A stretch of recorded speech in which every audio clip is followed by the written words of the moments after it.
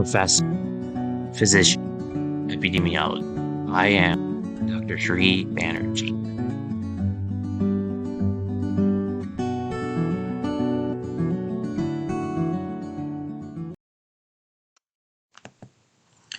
Hello, everyone. I'm Dr. Sri Banerjee, core faculty for the College of Health Sciences and Public Policy at Walden University with a joint appointment with Ross University School of Medicine.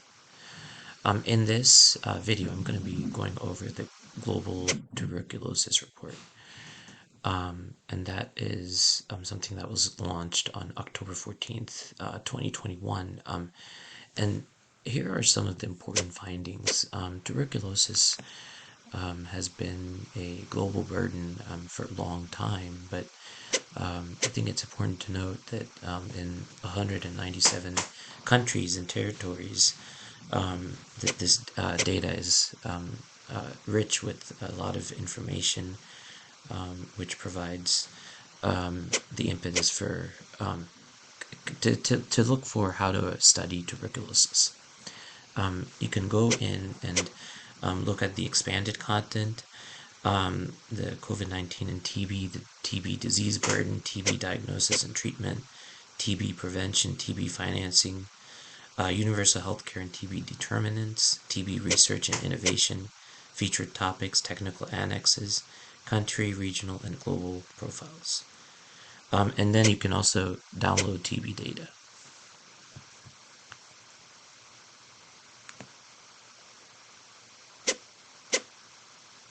Of course, the report purpose is unchanged.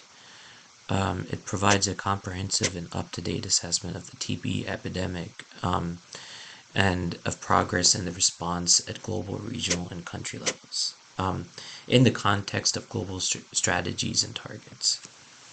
We're still using the WHO TB strategy between 2016 to 2035, the UN Sustainable Development Goals 2016 to 2030. I've talked on those a lot.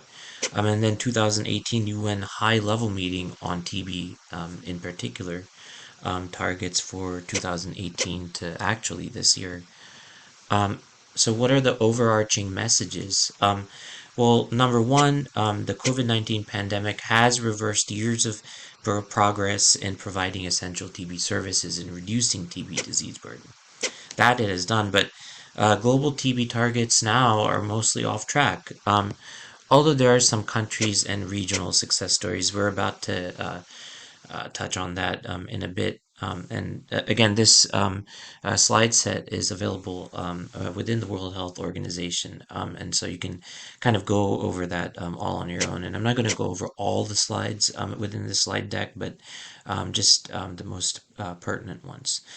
So as you can see, between 2019 to 2020, there was almost a 20%, 18% drop in the millions of numbers of cases between 7.1 to 5.8. So this big global drop was actually felt in three major countries: India, Indonesia, and Philippines. India reported 41% drop, which was the largest. Then Indonesia 14%, Philippines 12%. So the percent global shortfall in TB notification in 2020 compared to 2019. This is all shown. So you can see how China, Bangladesh, and Pakistan also has had significant reductions in the rates of TB. So if we look at sub-Saharan Africa, data up to June 2021, there's ongoing shortfalls, and some more drastic than others. So, for instance, in the United Republic of Tanzania and Zambia, the tuberculosis actually has gone up over the years. Also, seems like in some of the places it had tuberculosis had gone down, and then is dropping, but not at the level that it was. HIV makes everything worse. HIV TB co-infection, HIV lowers the immune system, and then it allows for TB to invade. So what you have is HIV negative people, and then HIV positive people. In 2020, End TB strategy milestone, 35% reduction between 2015 to 2020. Um, but what it is that a 1.5 million in 2020, up from 1.4 million in 2019. So 9% reduction versus 2015, one quarter of the way to the 2020 milestone. So TB more badly impacted than HIV.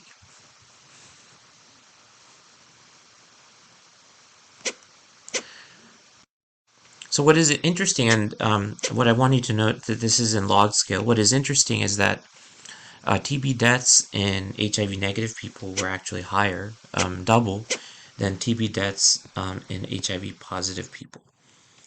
So negative people actually suffered more TB deaths. Global decline, all TB cases, but people living with HIV, in fact, went down further. So it was halfway to the milestone. That milestone was 20%, but only got 11%. Much worse impacts forecast in 2021 and 2022. So this is actually kind of before the pandemic, so they were kind of and some during, but these were forecasts. So I think this is a very important place to end this video, because it's important to note that 10 countries that account for greater than 70% of the global gap. So if you take a look at some of the targets and the gap in reaching that target, only 10 countries make up that. And I think that is the most important point. So if we target the approach and go in these areas and start to really ramp up TB outreach, especially in populations without HIV, then this can really get to addressing tuberculosis. And tuberculosis is really a social determinant of health, and is affected by social determinants of health. So I hope this has given you some insight on how tuberculosis impacts our globe in the 21st century. Thank you for listening.